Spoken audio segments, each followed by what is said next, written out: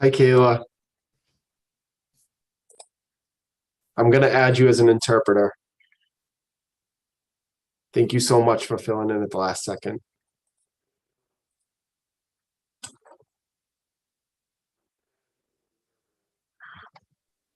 Dr. Gallucci, I just sent you the information for YouTube.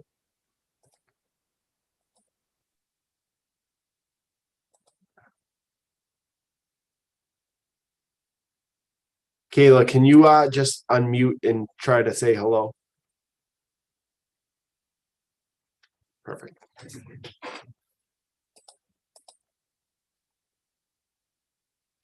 All right, everyone. Thank you for joining us for tonight's webinar in regards to pool testing. I'd like to do a kind of quick round of introductions.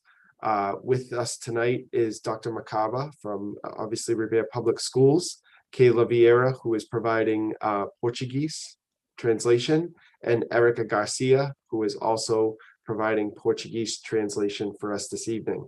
If you need interpretation, in the bottom right-hand corner, there's a little globe.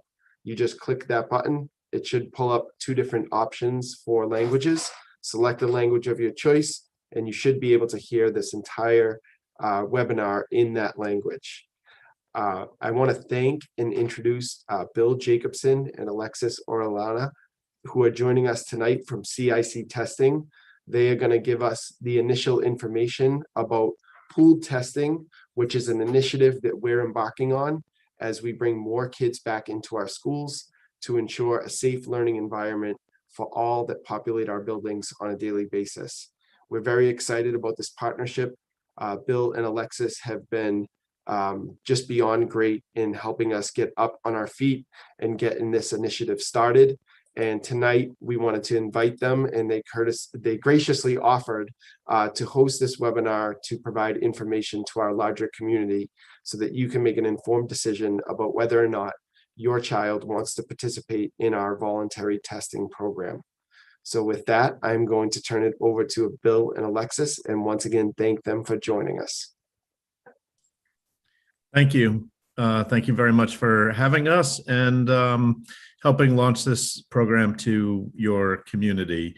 I will go through a set of slides, but I wanted to just start off by saying I'm a parent. I have students in the Boston public school system, and today my son went back to school for the first time and was pool tested as part of the process. So we're looking forward to launching this in your community. I'm going to share my screen and run through some material with you.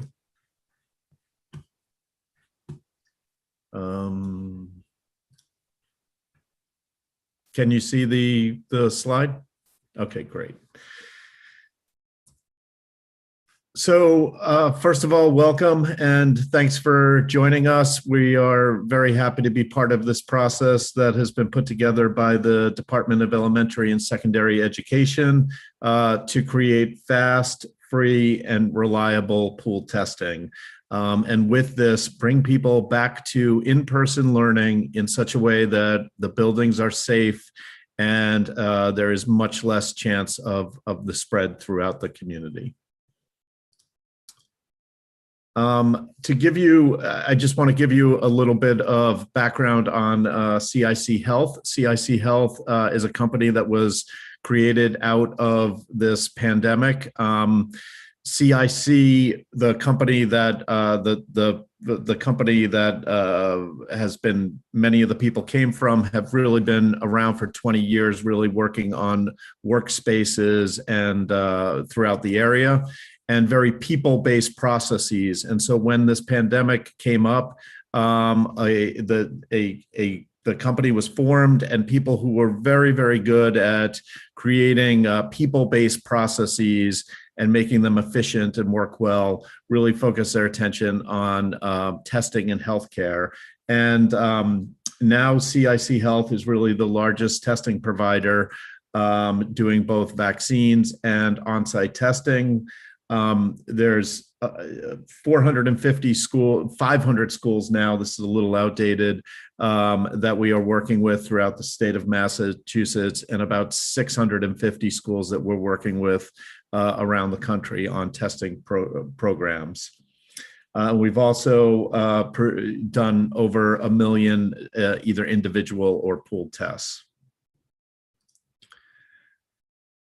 So it's important to point out that testing is a critical step in this process. Its main goal is to have a regular testing program so that of people who are showing no signs of symptoms, this disease can be transmitted by people who are showing no signs. And so testing is one of the measures that enables healthy people to stop that spread throughout the community. And it is done in combination with other items like masking and so on. It creates for a very safe environment. Oops.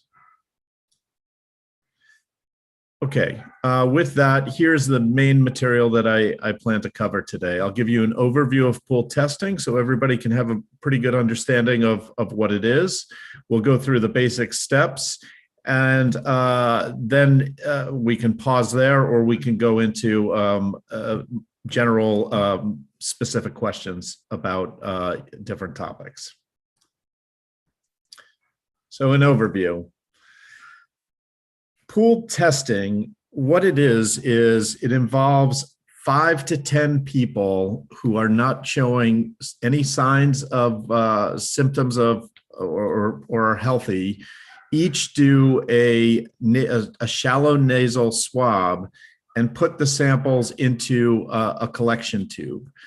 These are then produce results, one result of either positive or negative, and it's a result for that pool.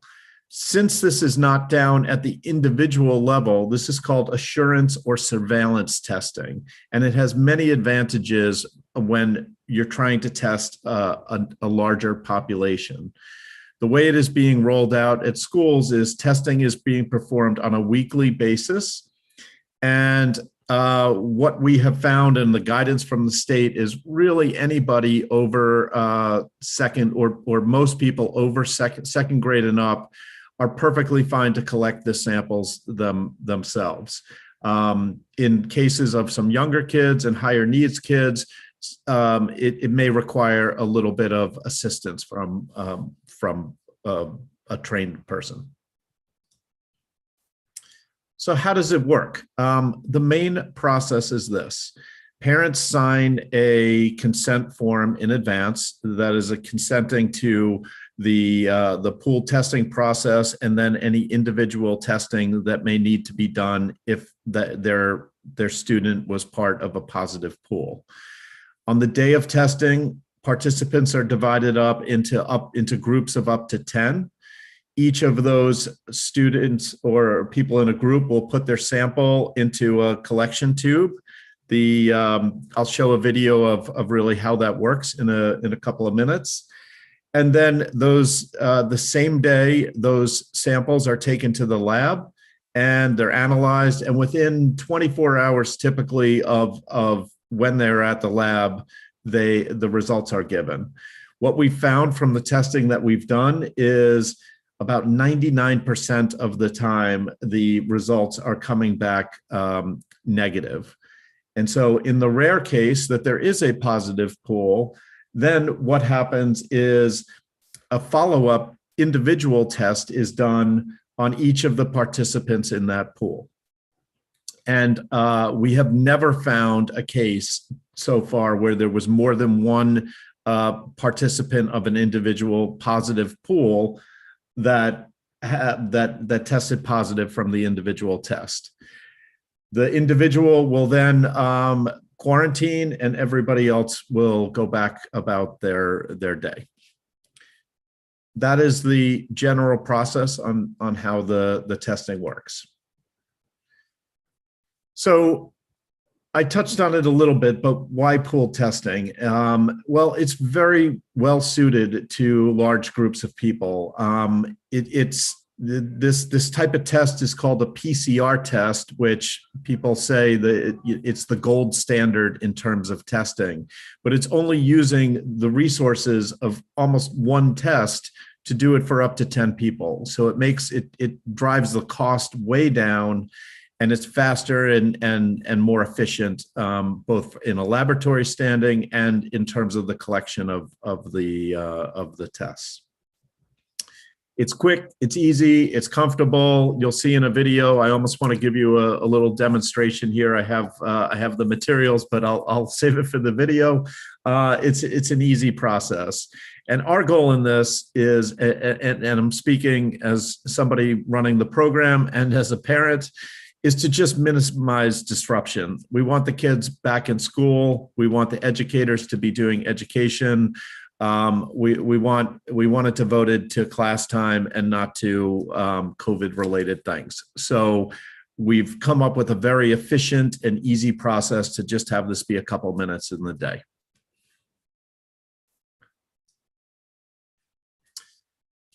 It's important to continue to mention that think of testing as a set of layers, and think of this process as a set of layers.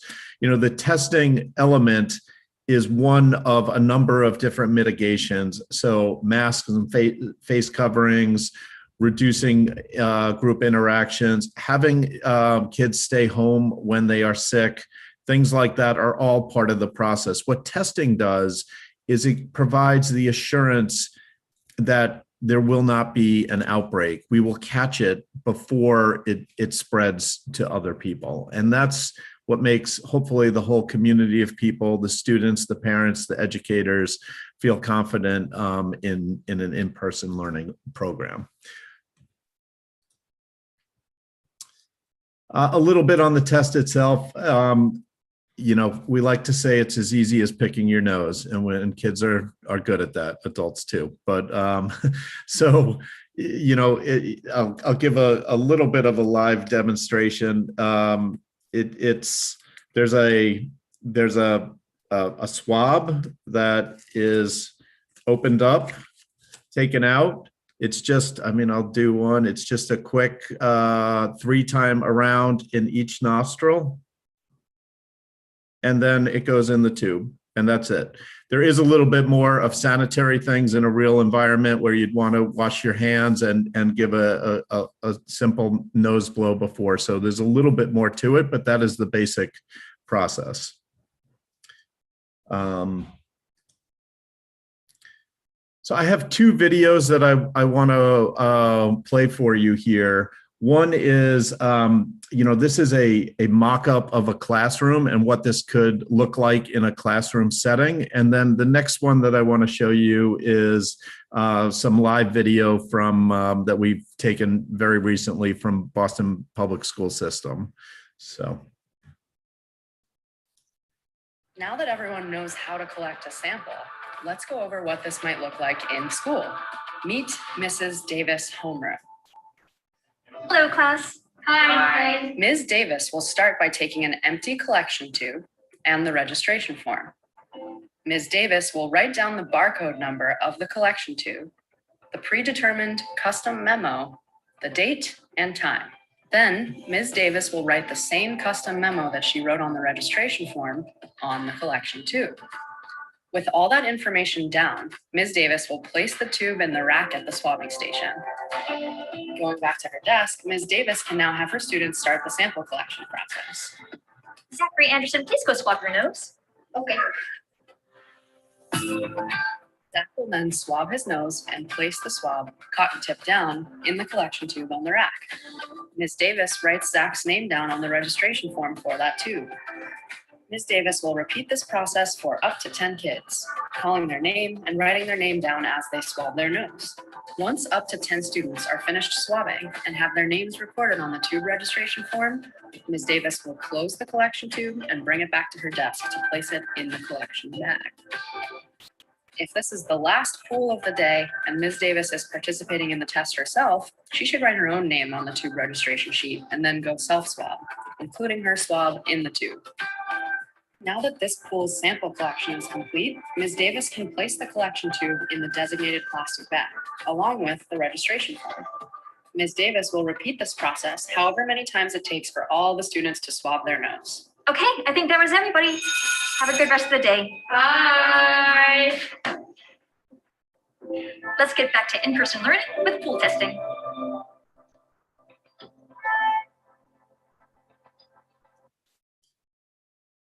So yeah, that was a simulation of a classroom, and it was also meant as a bit of a training video for people that are learning how to do this process. But you get the idea of really how it can be.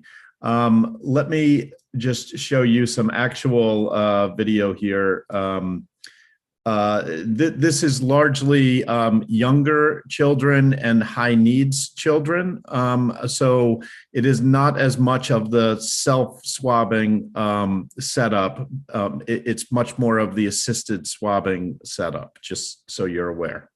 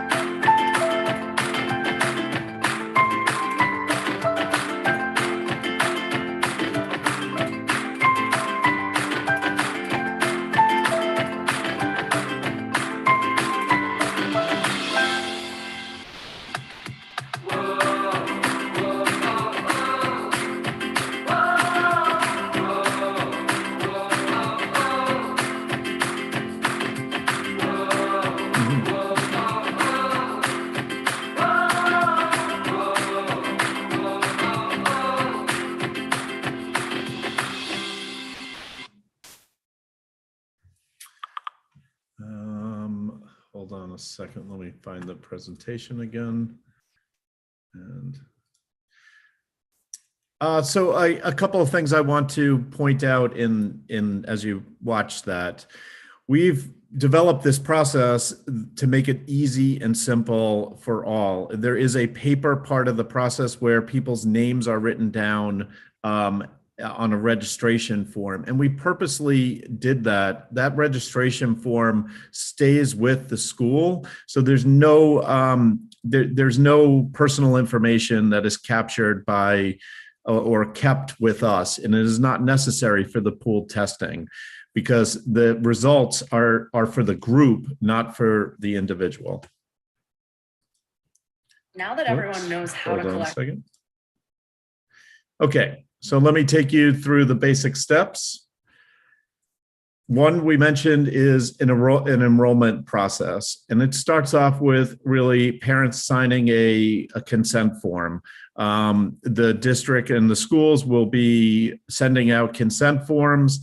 They'll be available in multiple languages, and in that consent form, you're providing consent for the pool testing, and then any additional follow-up testing that may need to happen if your child is part of a pool testing.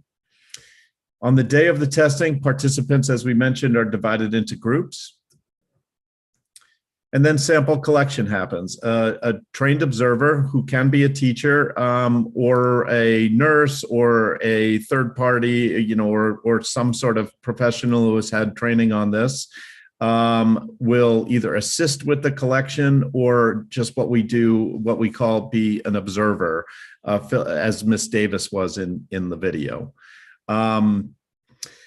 Individuals will either self-swab or, if necessary, have assistance, and then the information is recorded down on the paper sheet for all the pool participants, and that's kept at the schools. within about 24 hours, results are provided, and they're provided to the school. The school will get the results. The overwhelming number of them will be negative. In the cases when there is a positive result, the standard practice is an on-site 15-minute what's called a antigen test. And that tells you within 15 minutes if you're positive or negative. So everybody within the positive sample tube to pool will take one of these rapid antigen tests. And if somebody is found from that, they will be sent sent home. In the case where all negative tests are it's called a Binex now antigen tests are produced. The state guidance has two protocols. One is follow up everybody with a PCR test, and then 24 hours later, those results are known. Or another practice that we're finding is working well is follow up the next day with another Binex test. What's going on here is when a pool becomes positive, it means that there was some viral was found within that pool. The Binex Now test will detect that, but may not detect it at exactly the same high level as the PCR test. So if you take another PCR test, and so in the cases where somebody is just starting to get contagious with this, the Binex Now test will pick that up because the viral amount will be more the next day when that Binex Now test is taken. In the cases where it was already very a low amount, and by the time the next day comes along, it's an even lower amount and is getting less detectable, the Binex Now test may not pick up the results. So if you test somebody again with another Binex Now test a day or two later, and they all come back negative, it means that the virus is really gone by that time. So that's one protocol. Another one in the follow-up case is you do the Binex Now test, and then the school will administer a PCR follow-up test and wait another day for the results. Students who are found negative may continue to go about their what they're doing. The guidance from the state is until an individual positive test is found, it is assumed that it is negative and it's safe to go back to the school and proceed as people were. And this, I will also say, all of this testing is for people who are not showing any signs of symptoms. If anywhere along the process, people start feeling sick or start showing any signs of symptoms, they are to stay at home and stay away from the schools and not be part of the testing.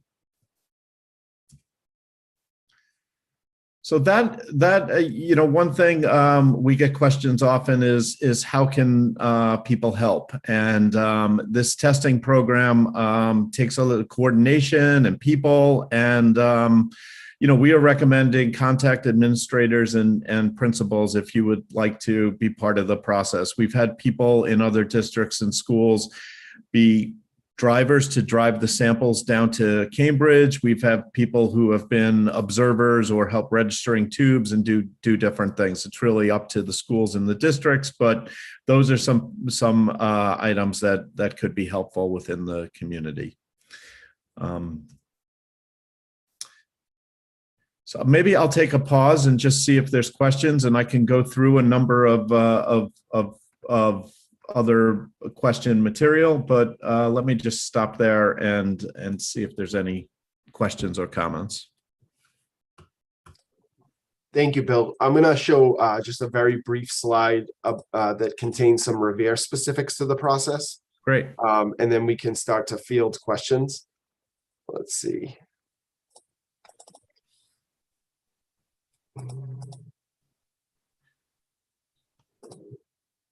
Can everybody see my slide? I can. Okay, perfect. So very briefly, your child's school administration will be sending out information next week, including the consent forms needed. I just want to reiterate and note that only students whose parent or guardian have signed a consent form can and will be tested. It's a voluntary program. Our tentative plan is to conduct testing early Monday mornings. Students would be safely tested in their classroom, like in the first video, in their morning meeting or advisory block. We anticipate that our pools are going to be small. So we know that we can have up to 10, but our thinking is that it's going to be between 5 to 7 students. And the purpose of that is in the very rare case where we do get a positive, we want less students to be involved and have that kind of angst that they may indeed be positive. So rather than a pool of 10 where 10 students are wondering, it's only down to 5 to 7 that are in that positive pool. For our pre-K, kindergarten, and grade 1 students, and any older student who is unable to self-swab, we would have that assistance swabbing that you saw in the second video, where outside professionals would be helping to swab our students and assisting them in that process. Students in grades 2 through 12 will self-swab as it was shown in the first video. Once we complete the early Monday morning testing, results will be sent to the lab. When we complete the testing process, if there is a student who's identified with a positive result through this process, the school nurse will be reaching out to provide support and next steps for the family. And of course, once we identify that positive student, we would determine if there were any close contacts to that student, and we would notify the close contacts and advise them on next steps without sacrificing confidentiality. All right, I'm going to stop my share. And if you have any questions, you're welcome to raise your hand if you are currently on the webinar. If you are on YouTube or you are using the chat function on the webinar, you're welcome to type them in. And we would love to answer any questions you have.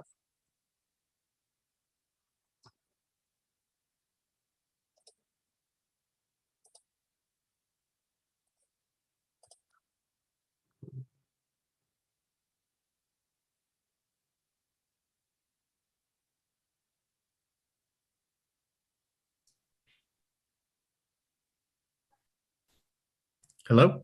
Oh. Yep. Okay. Let's see.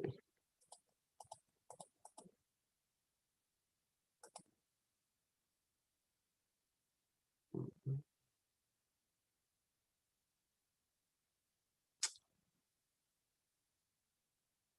don't have any questions on YouTube or the chat.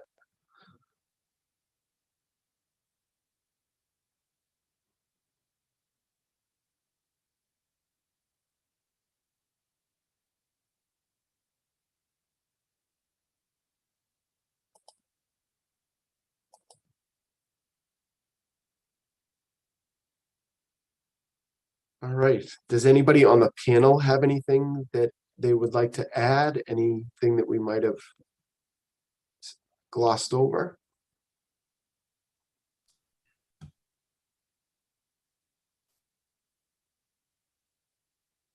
All right. So I guess my I mean, I could make a closing remark, I guess. That's great. Well, first of all, thank you all for taking an interest in learning about this, and I hope this information was helpful. And please do, I do recommend taking a look. You can look at CIC health.com/schools. There is a parent. I can write this in the chat. CIC-health.com/schools. there's a section off of there for parents that you could review information as well. And I hope that you found this helpful, and it's a good step towards back to in-person learning. Thank you, Bill. We really appreciate it.